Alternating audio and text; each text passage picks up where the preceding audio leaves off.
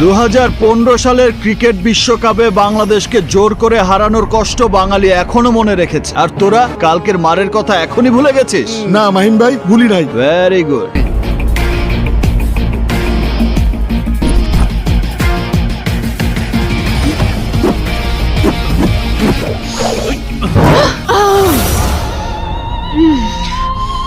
তোর এত বড় সাহস, তুই আমার বাড়িতে এসে আমার বাবা মাকে অপমান করেছিস, আমার অন্তঃসত্ত্বা বোনকে জোর করে তুলে নিয়ে গেছিস।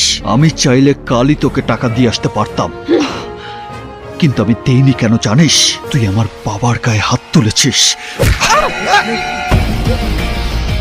তুই আমার মায়ের গায়ে হাত তুলেছিস।